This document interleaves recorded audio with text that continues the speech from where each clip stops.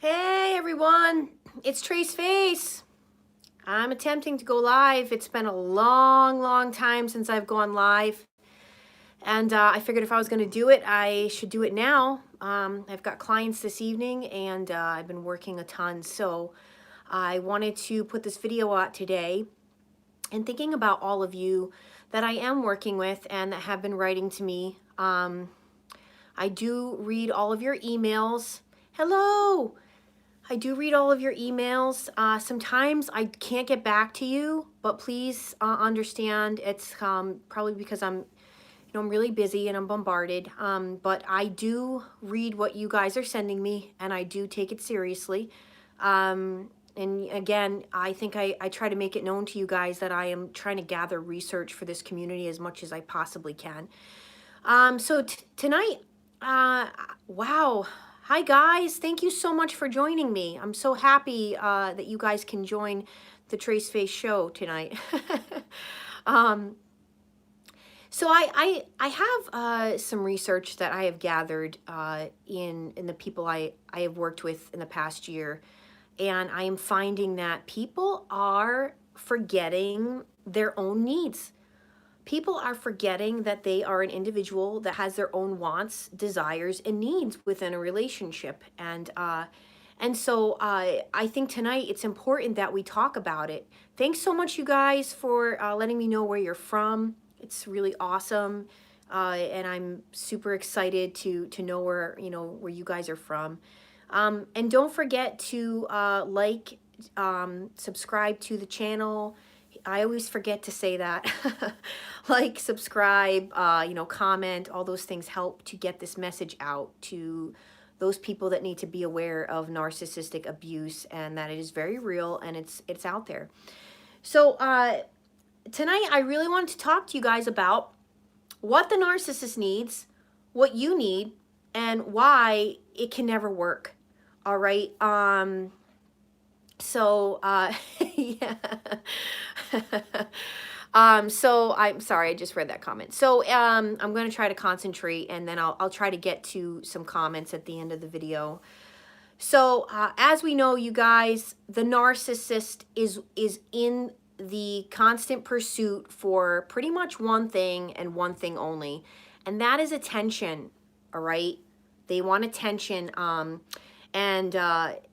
and admiration. They want admiration. They want instant gratification. They want instant adoration. They want these things, right? They want that attention. And so they're out there trying to get the immediate need for it, any which way they can get it. They could pretend that they're committed to somebody, but in all honesty, the minute something shiny comes along that might have more money, that might have things going for them, some more power, some connections that can help the narc, they're out of there. Okay, they've gone along to that person, and it's kind of like, you guys have to understand that you are a necklace to the narc. All right, you are an accessory to the narc, and so the narc likes to wear their necklace, right? Because maybe that necklace kind of says something. It kind of has some sort of value, and they know it. And they like to wear that necklace around, and they like to show the necklace off, all right? And sometimes they're not going to want to wear the necklace because they got another necklace in mind that they'd like to wear this evening. And they're interested in, and because they happen to walk by the necklace, and the necklace was catching its eye, and the necklace might have been calling out for them too. And so, that's how they see it. And so they have to have the necklace, and they're going to wear that necklace. All right, that's what you are to a narcissist. You are an accessory to them. And they are, yes, Aaron, they are self-sabotaging individuals. They sabotage everything. Their biggest fear is abandonment. So seemingly they are going to abandon who they're with because they would rather that they abandon you before you would ever abandon them. So they are always doing rotten things behind your back in the hopes that if you were to ever leave them or find somebody else, that they would never be hurt by that. So they're gonna always have these multiple options, these multiple necklaces that they can wear, right? So that's all you are to them, guys. It really sucks to figure that out eventually, that you're just, you're just some kind of like thing that they dangle and wear around, and then they get sick of the necklace and they put the necklace in the box, and they're gonna wear another one. They're never satisfied with the one necklace that they bought. And they're chameleons, guys. So the chameleon role that they play is that they're gonna take out a they're gonna act a certain way towards whoever it could be. Now, if they're with one friend that loves strip clubs, they're gonna be the ultimate pig, right? Now they're with another friend, and that friend hates strip clubs and is very professional. They're gonna put on the professional mask. Now they're out with their parents and they're going to be a certain way. Now they're out with your parents, they're going to be another person. They are constantly shape-shifting all the time. They could shape-shift, my God, 12 times in one day. I mean, depending upon how many people they have to be around, how many places that they have to be. They're going to wear a different mask. So their needs, understand, their needs are about ultimate attention seeking behaviors, attention, they want attention, and they are always out in the pursuit for control. They want control over all situations, all things, all people. If they can't control a situation or a person, they're pretty much going to find, a way out of that situation. All right, because they have to have control. That's what they're always looking for.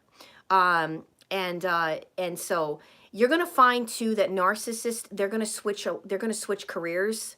They like careers where they can be like the spotlight, like the main person that everyone comes in and sees.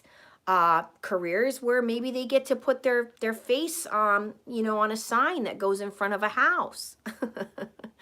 Careers where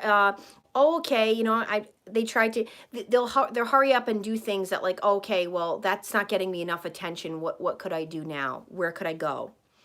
A lot of them, you guys, a lot of them are gym rats. All right, they love going to the gym. The gym is like the ultimate pool of options and attention. If they have a nice body and they look good, they get a high walking in that gym. All right, so this is what the narc is interested in and in pursuit of all the time, and they will use people continuously. That's what they're interested in. What can I get out of this person and the situation? If I can't get the things I'm looking for, I'm just going to move on to something else. And guys, this is the other creepy and crazy part. Even if they're getting what they're looking for out of the relationship with you, they're still always in pursuit for side piece, for the side project, for those multiple sources of supply, because they need to have that at all times. They need options. They will feel like they're going to die if they don't have options. Oh yeah, Diane, the whole finding religion, the religious narc. My God, I could do a whole nother video on the religious narc and what that looks like. A lot of narcissists are now in the church. It's really sad. It's really sad. You got to be really careful when you join Bible studies and churches, because they're loaded with them. And this is the truth. I've lived it, been there, done that, wore the t-shirt. So now let's get to what you guys need. All right. You guys most of you that are watching my channel, all right. Most of you that are watching my channel, you guys are here because you don't know what the heck happened. You feel like you got destroyed. You're confused, a lot of you.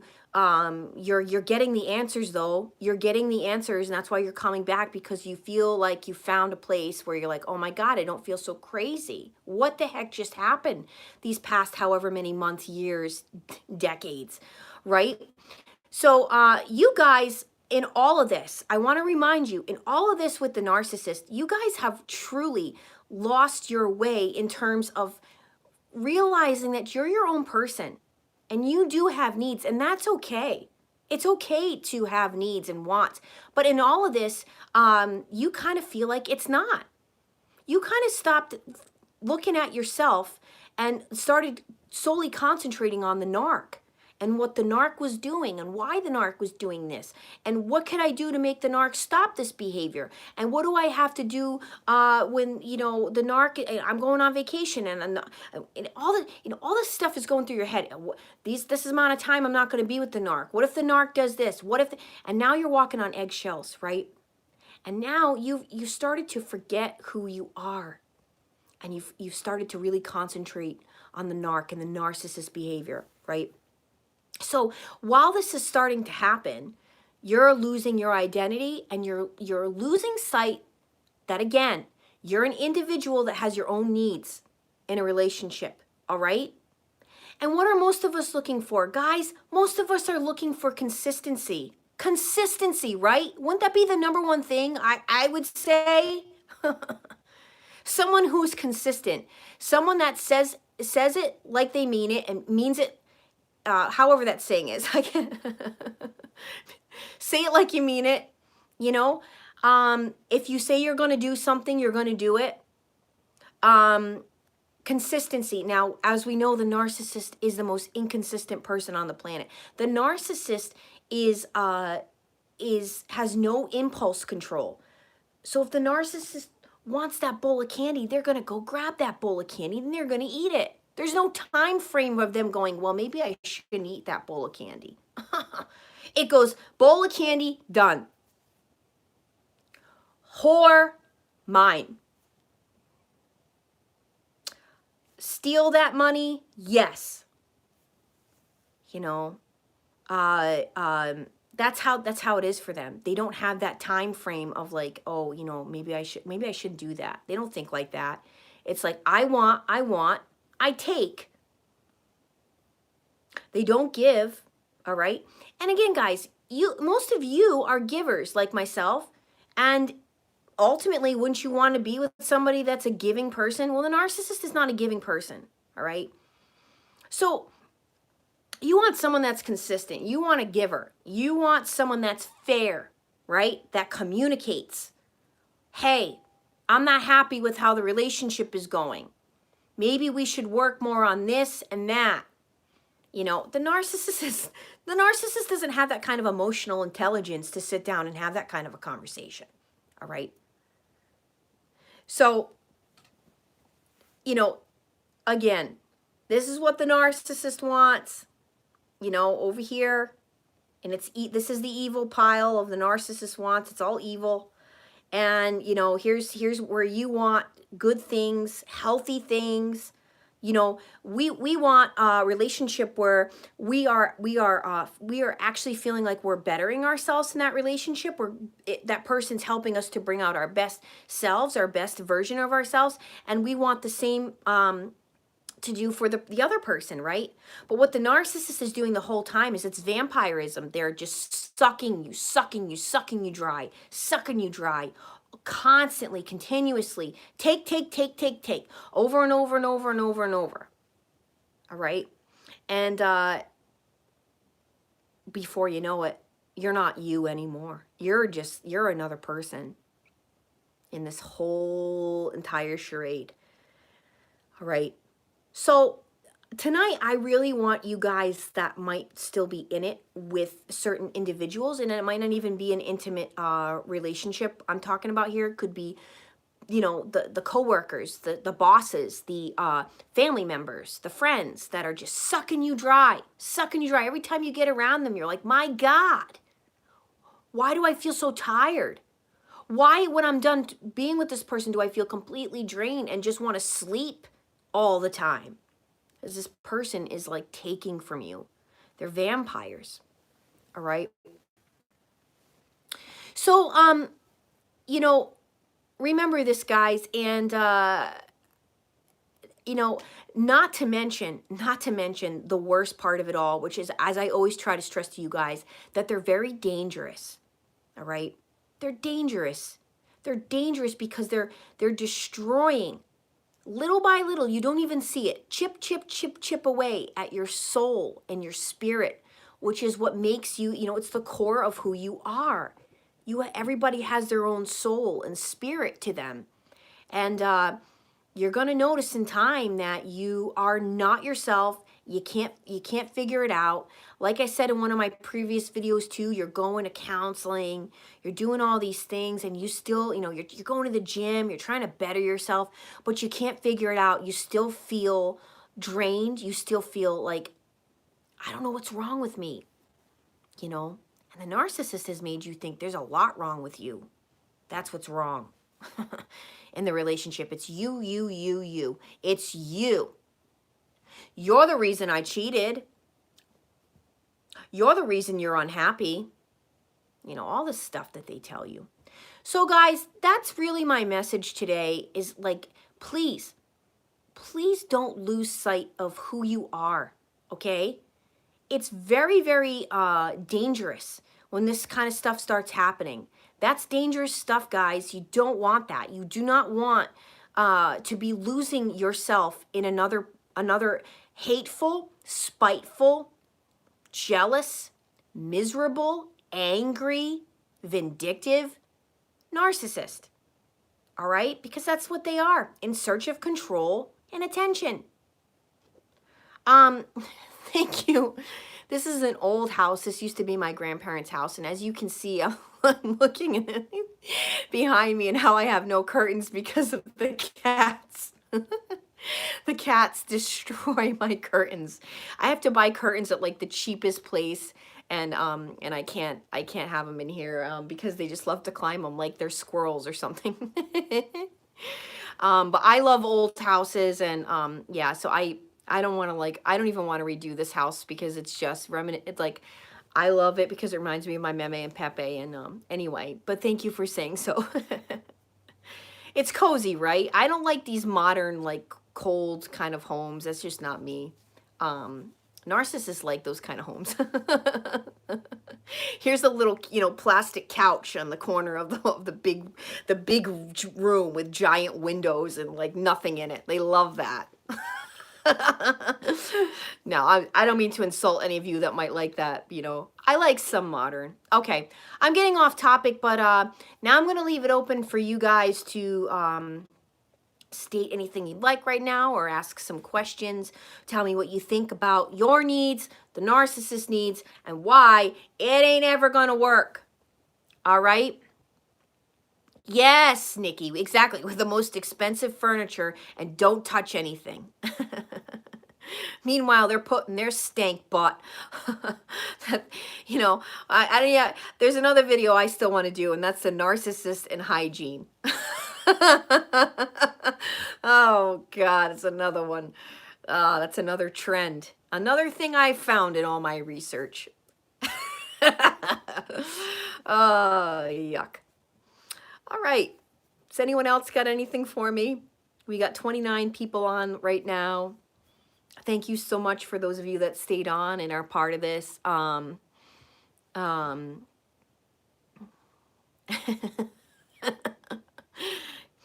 You guys are so funny and so intelligent.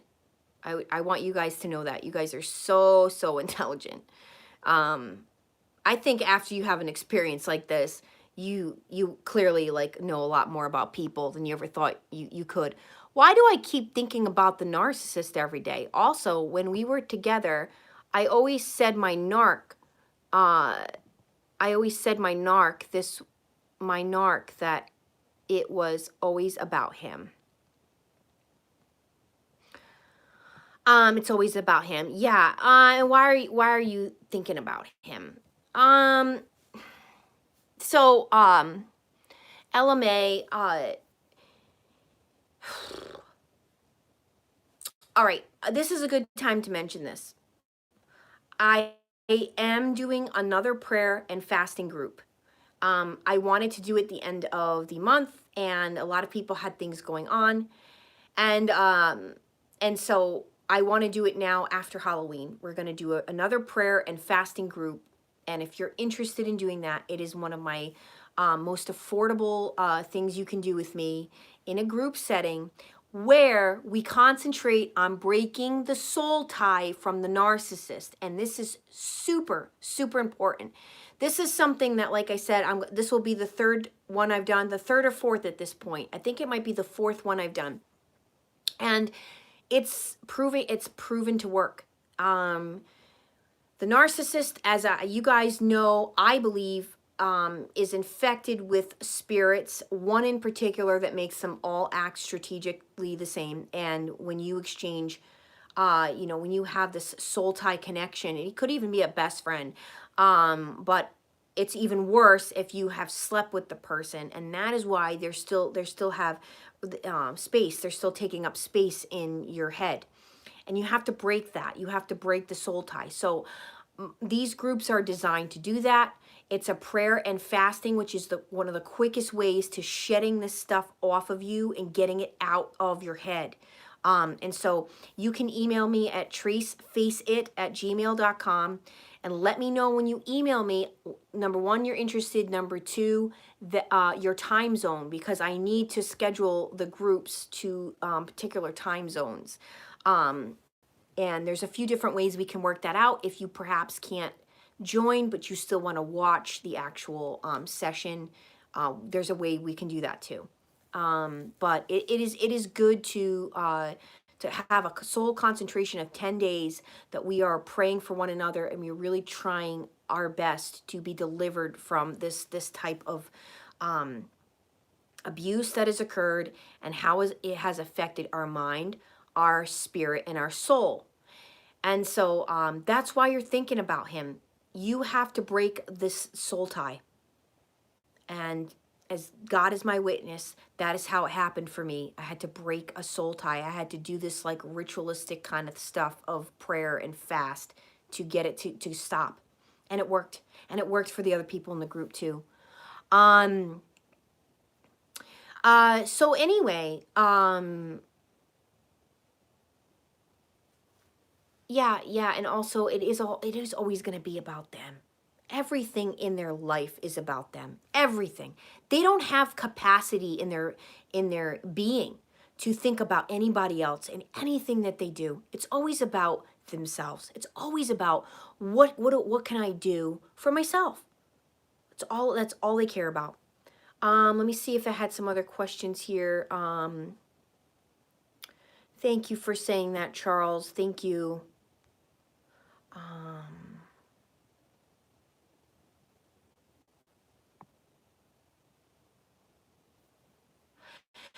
Oh yeah, exactly, Wanda. And that's why I want to do one about hygiene, because I've seen them do both really weird things, like the showering incessantly, because they do feel dirty, because they are guilty, and they are shame-based individuals that they don't feel guilt.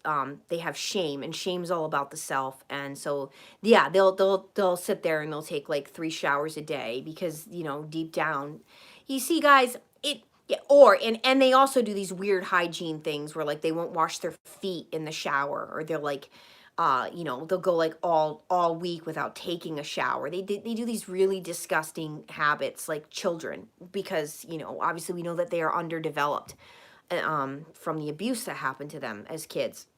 Yeah,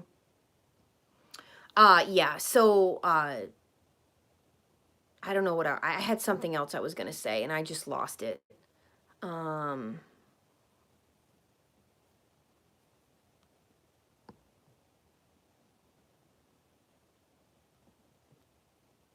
Oh, thank you. I'm glad you got to come on tonight. That's awesome.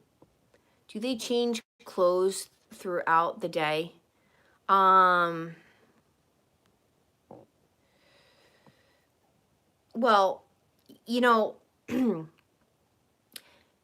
they're always plotting, planning, scheming, you guys. So, but most of them are actually not very intelligent, so that's why you catch them. You're going to catch them eventually. All cheaters get caught eventually, and yeah, they'll do things like, they'll take their laundry and they'll show all the signs that they're cheating. They'll take their own laundry down and do their own laundry. You'll find a condom in their pocket. You'll find somebody else's underwear in their pile of clothes.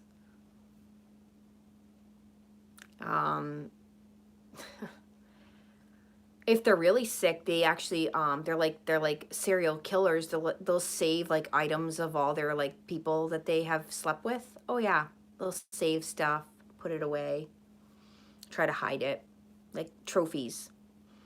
But yeah, they're gonna try as best as they can not to get caught because they get a rise out of that. So you know, I really, there's so many ideas I have to do videos on, and one of them I think would be super helpful for you guys too, because I study this in college, and there on after I continuously picked up books about this, and that is body language and facial expressions of people that are liars, people that are deceitful.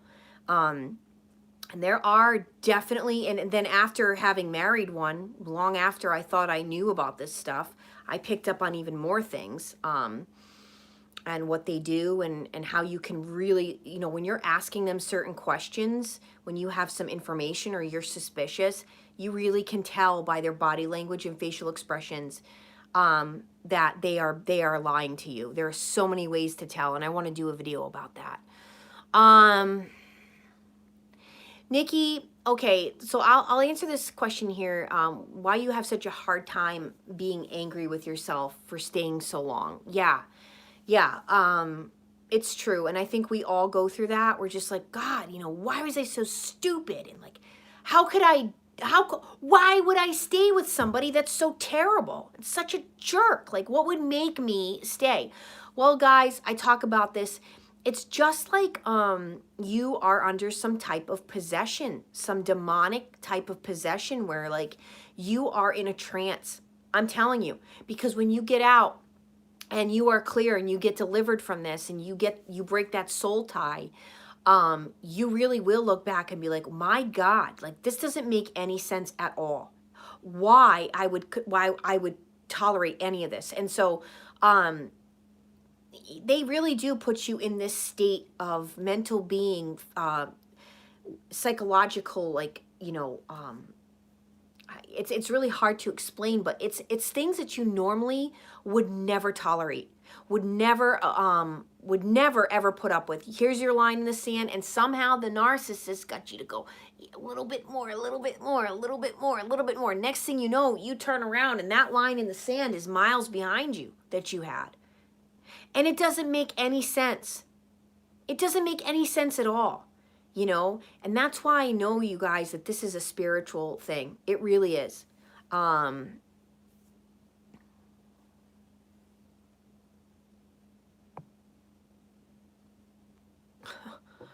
my God. Ella May, no. First of all, guys, no one should be telling you what you should look like. Okay? That's a serious sign right there that the person's abusive. Telling you what to wear. You need to don't lose any more weight. Don't gain any more weight. The second narcissist I remember told me I have a cutoff point. That's 140 pounds. Doesn't matter what girl I'm with. After the 140 pounds, cut off. He says also I look at their feet. If their feet are all messed up, I don't date them. And I laughed, you know what I mean? I remember laughing, like I thought, he thought he was being funny. Like, I thought he was being sarcastic. No, he was dead serious.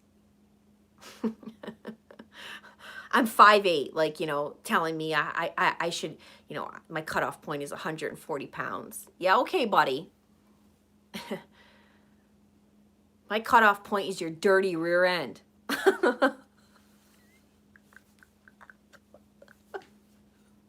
I mean, looking back, I'm so glad. I'm so glad. Hallelujah. Thank God I've evolved as a person. And I don't tolerate this kind of thing at all.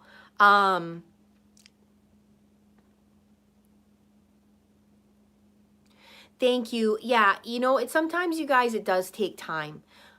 But I really do want to stress to you that this soul tie deliverance of my prayer and fasting group really does work. I have testimonials. They're going to be going on my website, and so please contact me if you're interested, so we can get you signed up to the group. It's a 10-day fast for $60 per person. and we meet every day. And if there's a day that we don't meet, there's a prayer that goes out. But for the most part, in these groups, we do try to meet every single day, so that we can all get together through the Skype, pray together, and have an open discussion at the end of the prayer, at the end of the prayers that we do. So that's kind of where I'm at. I don't want to make this super, super long because then people don't want to watch it back. So it's 30 minutes now. Thank you so much to all of you for being on with me tonight. Thank you for those of you that have donated to my channel, and for those of you that have signed up with me for coaching. If you're interested in one-to-one coaching with me, you can email me at tracefaceit@gmail.com. I'd be super, super pleased to work with you and to help you heal and get to a better place.